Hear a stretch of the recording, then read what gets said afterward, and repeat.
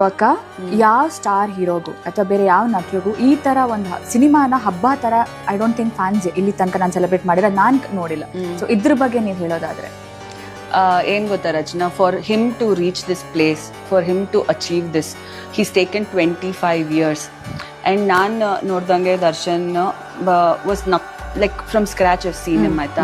ಅವರು ತುಂಬ ಕಷ್ಟಪಟ್ಟು ಆ್ಯಂಡ್ ಈಚ್ ಆ್ಯಂಡ್ ಎವ್ರಿ ಫಿಲಮ್ಗೂ ತುಂಬ ಡೆಡಿಕೇಶನ್, ಹೀಸ್ 100 ಅಲ್ಲ 1000% dedicated to each and every movie till date ಮಾಡ್ಕೊಂಡು ಬಂದಿದ್ದಾರೆ ಆಯ್ತಾ.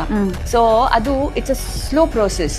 ಇವಾಗ ಬೇರೆಯವರು ಅದು I don't want to get into it, but ನಾನು ನೋಡಿರೋ ದರ್ಶನ್ ಹತ್ರದಿಂದ ಅವ್ರ ಪ್ರೊಫೆಷನ್ನ ದೇವ್ರಕ್ಕಿಂತ ಜಾಸ್ತಿ ಪೂಜೆ ಮಾಡ್ತಾರೆ. Like he places it in that position. And ಅವರಿಗೆ ಫ್ಯಾನ್ ಬೇಸ್, ಫ್ಯಾನ್ ಕ್ರಿಯೇಟ್ ಆಗಿರೋದು ವಿತ್ ಟೈಮ್ ಆಯ್ತಾ. ಸೊ ಅದನ್ನ ನೋಡಿದಾಗ ನಮ್ಗೆ ತುಂಬ ತುಂಬ ತುಂಬ ಖುಷಿ ಆಗುತ್ತೆ.